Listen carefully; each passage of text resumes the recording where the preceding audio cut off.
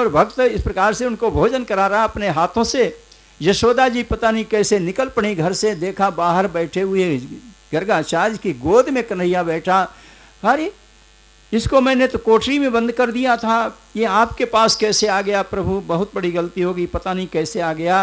गर्गाचार्य ने कहा यशोदा तू धन्य है, भूल तो हमसे हुई, भूल तो हमसे हुई।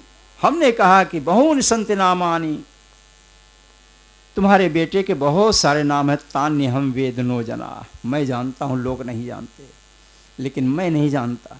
तू धन्य है, तू एक बालक को इस प्रकार से दुलरा रही है, खिला रही है। वो कोई बालक नहीं है, वो तो जगत पिता जगन्नाथ भगवान नारायण साक्षात तुम्हारे दरवाजे पर हैं। मैंने बताया लेकिन स्वयं न समझ सका, आशीर्वाद दिया, वहाँ से प्रस्थान किए। नामकरण हो गया। ऐसे हो भी करेंगे, उनका नाम ले लेंगे, चोरी नहीं हो, हम पकड़े नहीं जाएंगे। बनाया मंडली बनाई, बाल गोपाल चौर्य विद्या प्रचार मंडली बन के तैयार हो गई। अध्यक्ष कृष्ण हो गए। आइए हमारे साथ में, हम अपने घर से थोड़े खिलाएंगे, हम दूसरों के घरों से निकाल करके खिलाएंगे। गोपियां वत्सान मुंचन क्वचिद समय क्रोश संजात हरासः स्थेयं स्वाद्यत्यथितपया कल्पिते स्थेय योगैः मरकान् भोक्षन् विविजत सचेन्नात्य भाण्डं भिन्नत्ति द्रव्यालाभे सगृहे कुपितो जात्युपक्रोशितोकान्। वत्सान मुंचन क्वचित असमय, बिना समय के बछड़ुओं को छोड़ देने का काम कन्हैया करता है। गोपियां आके यशोदा को उलाना देती हैं, मैया ये तेरा कन्हैया मेरे बछड़ुओं को बिना समय के ही खोल देता है, बच्चे जाकर के दूध पी लेते हैं, हमें दूध मिलता ही नहीं है। यशोदा कन्हैया को बुलाती हैं, क्यों रे तू ऐसा करता है? बोले हाँ। कहा क्यों? कहा माँ एक बात बता, ये माँ को दूध जो होता है वो किसके लिए होता है? कहा माँ का दूध होता है अपने बच्चे को पिलाने के लिए, अन्यथा ये शरीर क्या है? हड्डी मांस खून से बना शरीर है, और इसी शरीर में से इतना पौष्टिक स्वादिष्ट दूध कहाँ से पैदा हो जाता है? किसको होता है? जिसको बच्चा पैदा होता है उसको होता है, उस बच्चे के पालन करने के लिए।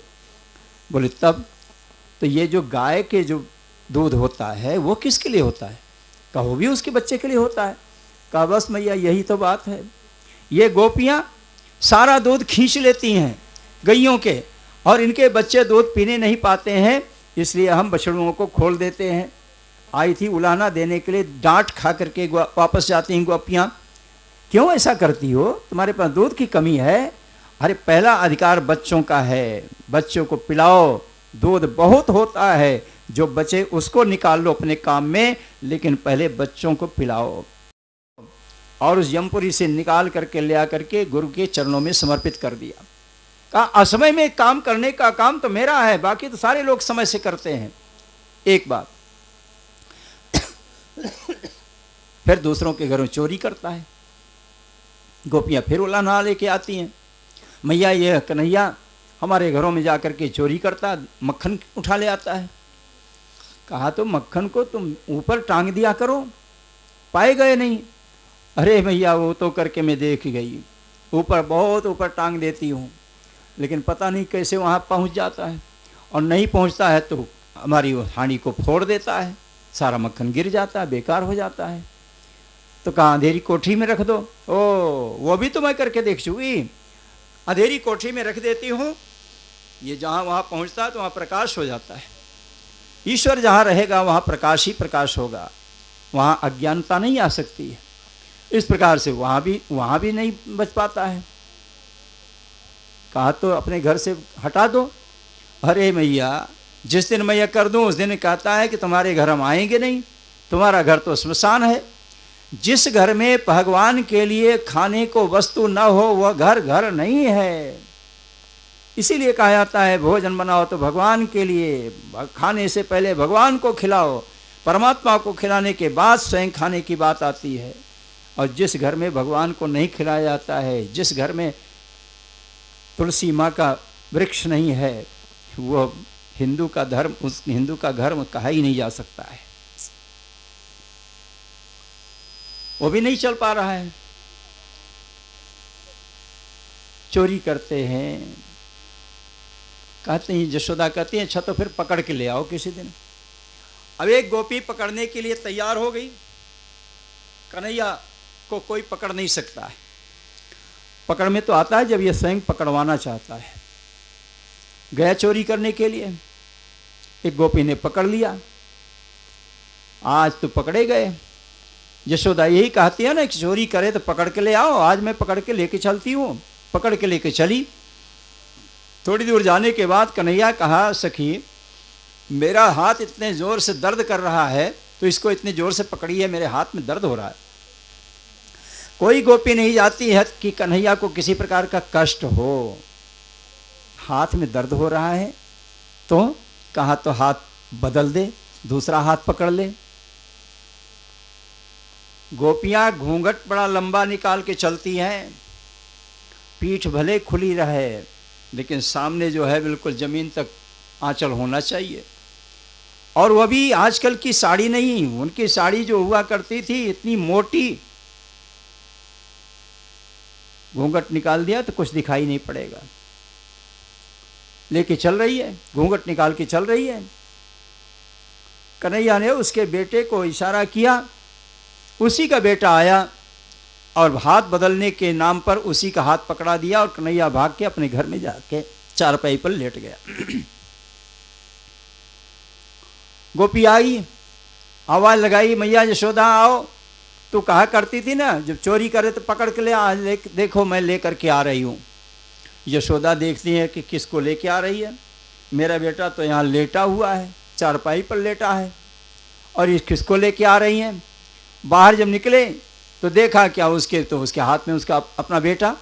कन्हैया भी पीछे से वहाँ से चला आया, यशोदा के पीछे पीछे आके खड़ा हुआ। गोपी से कहा, अरे भाई तू किसको लेके आ रही है। कहा तेरे बेटे कन्हैया को लेके आ रही हूँ। और किसको लेके आ रही हूँ। यशोदा मुस्कुराई, जरा घूंघट उठा। घूंघट को उठाया तो सामने देखा कन्हैया उधर खड़ा हुआ, यशोदा के पीछे। यशोदा के पीछे खड़ा होकर के वहाँ से वो चिढ़ा रहा है उस गोपी को, तो मुझको पकड़ के ले आ रही थी। तो मैं पकड़ के किसको ले आई, मैंने तो इसी को पकड़ा था, ये कैसे यहाँ आ गया। हाथ में कौन है, तो हाथ में देखा तो उसका अपना बेटा। लज्जित होकर के वापस हो गई। कन्हैया इस प्रकार से सबको खेल कर रहा है। मैया आपको विश्वास नहीं होता है तो मेरे मुंह को देख लो। मैंने मिट्टी खाई होगी तो मिट्टी जरूर मेरे मुंह में लगी होगी, और मुंह में न लगी होगी तो मुंह में हमारे उसकी गंध जरूर होगी, क्योंकि शास्त्र कहता है तत्र गंधवती पृथ्वी सा द्विविधा नित्या नित्या च नित्या परमाणु। बड़ा लंबा इसका प्रकरण है। पृथ्वी गंधवान होती है। क्या प्रमाण है, सबके सामने प्रमाण, सब जानते हैं।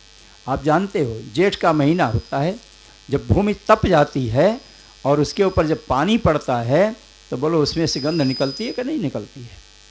चूल्हा जलाते हैं, भोजन बनाते हैं, कहीं भी आग जली जमीन पर, अगर वहाँ पर पानी डाल दो उसमें से गंध निकलती है।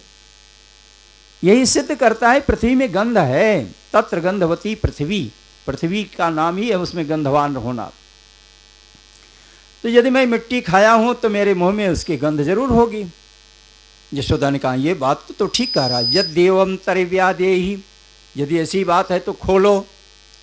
कन्हैया ने मुंह को खोल दिया, और मुंह को जब खोला, कन्हैया ने मुंह को खोला, यशोदा मुंह में देखती क्या है, मिट्टी तो नहीं दिखाई पड़ रही है। दिखाई क्या पड़ रहा है उसमें पर, सा तत्र ददृशे विश्वम जगत स्थास्नुच खम दिशः, सारा संसार त्रैलोक्य दिखाई पड़ रहा है। आकाश दिखाई पड़ रही है, पृथ्वी दिखाई पड़ रही है, वायु दिखाई पड़ रहा है, जल दिखाई पड़ रहा है, नभ दिखाई पड़ रहा है, खग दिखाई पड़ रहे हैं, पर्वत दिखाई पड़ रहा है, समुद्र दिखाई पड़ रहे हैं, तारा सब उसी में दिखाई पड़ रहे हैं। यशोदा आँखें को बंद कर देती हैं। किम स्वप्न एतदुत देव माया किम वा मदीयो मत बुद्धि मोहा अथो अमुष्यैव ममार्भकस्य जा कश्चिनोत्पत्तिक आत्मयोगः। मैं क्या देख रही हूँ, मैं स्वप्न देख रही हूँ, अथवा इस मेरे बच्चे की ही कोई लीला है जिसको मैं देख रही हूँ, अथवा मेरी बुद्धि भ्रष्ट हो गई है। क्या हुआ या यह कन्हैया मेरा बेटा नहीं है, यह कोई परमात्मा है, कोई देवता है, आखिर ये है कौन? को भगवान समझना शुरू करेंगी तो हमारी लीला बेकार जाएगी। इसलिए वैष्णवीं व्यतनोन्मायां पुत्र स्नेहमयीं विभो, अपनी वैष्णवी माया को आवाहन किया, आओ देवी इन यशोदा मैया के सिर पर बैठ जाओ, ये हमको अपना बेटा ही समझें, बेटा समझेंगे तभी हमारी लीला हो पाएगी। भगवान जब समझ जाएंगी तो लीला हमारी वहीं पर समाप्त हो जाएगी। फिर अपना बेटा समझने लगे। इस प्रकार अपने बेटे को लेकर के बच्चे के साथ में खेल खेल रही हैं। एक दिन कन्हैया ने कहा, मैया एक बात बताओ, संसार में सबसे प्रिय कौन है, मैं या दूध? दो चीज को रख दिया, एक जगह पे दो वस्तु है, एक तरफ कन्हैया एक तरफ दूध है, इन दोनों में आप तुम्हें क्या अच्छा लगता है, कौन प्रिय है? यशोदा ने कहा, बेटा ये भी कोई प्रश्न है क्या?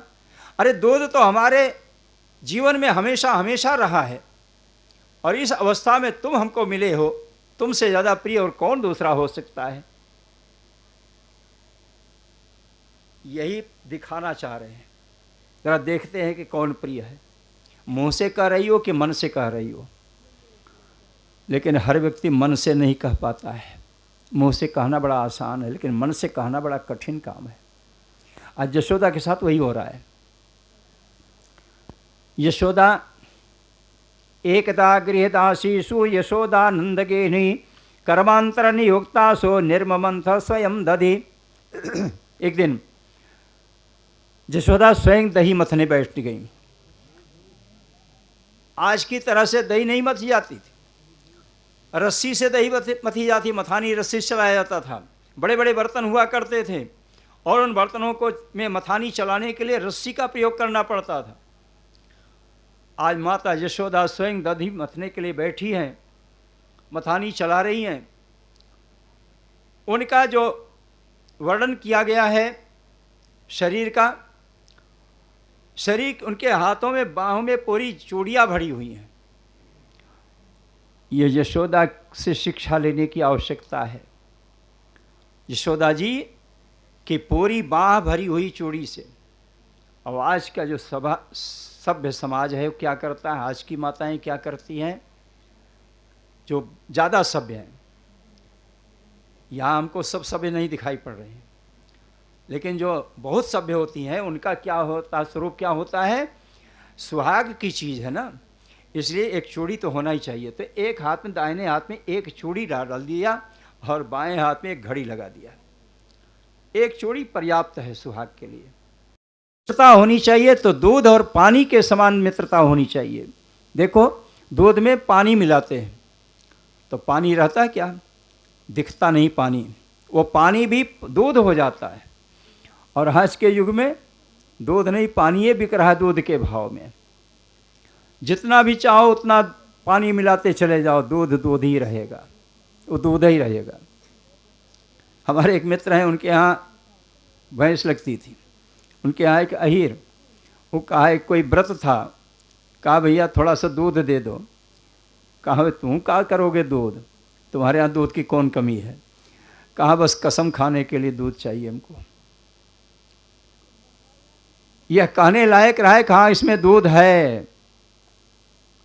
अब तो पानी ही दूध बन जाता है। जानवर नहीं है, गाय भैंस नहीं है, लेकिन दूध की कमी नहीं है। अर्थ करना सीखो। स्वार्थ तो सब करते हैं, लेकिन परमार्थ।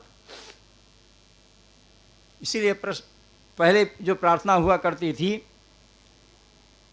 हे जग के सृजनहार प्रभु, जब सब जग दमका देना, तब जाकर के मेरे भी जीवन के पग में कुछ किरणें चमका देना।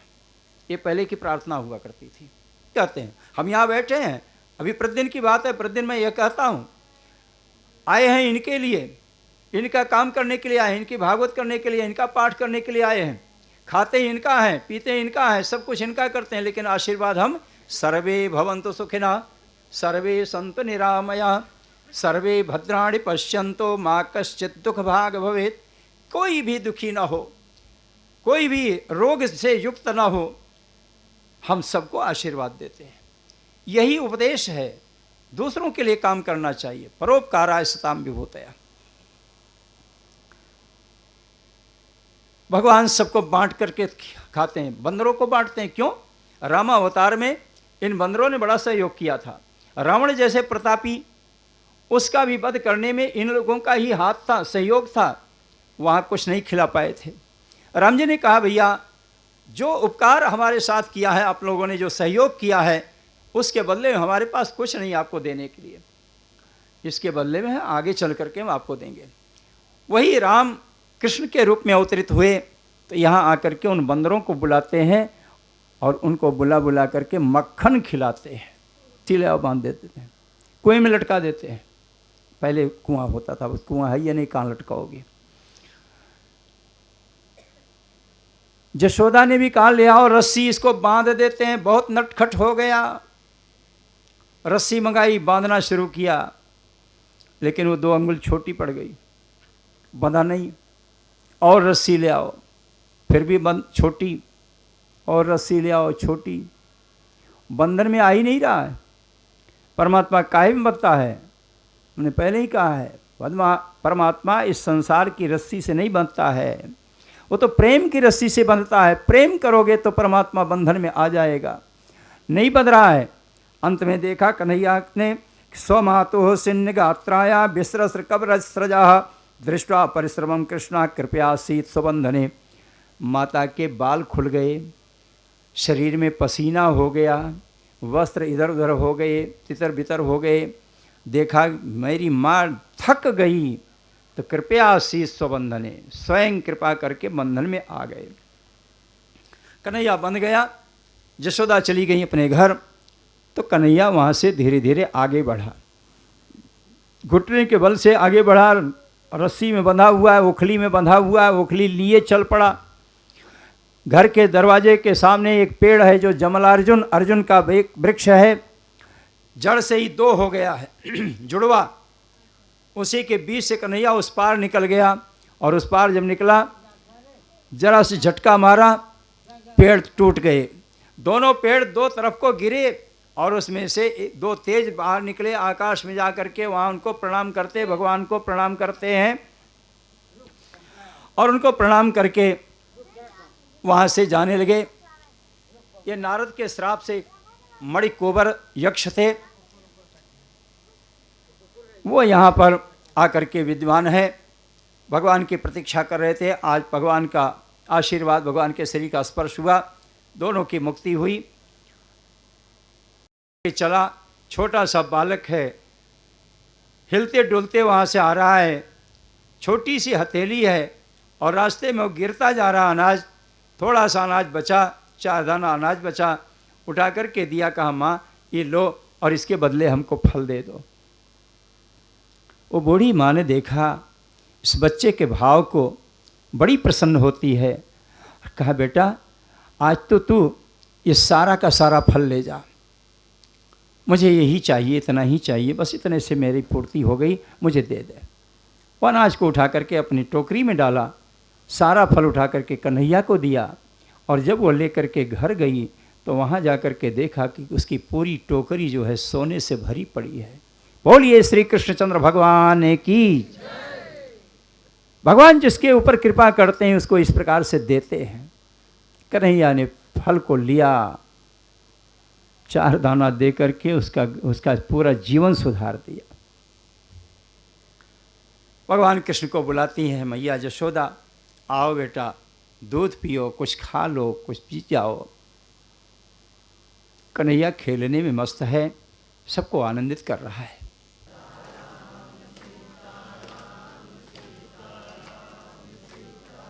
सीताराम सीताराम सीताराम सीताराम।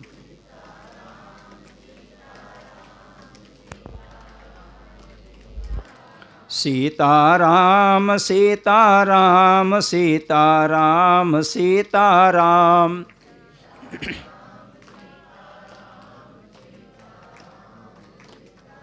सीताराम सीताराम सीताराम सीताराम।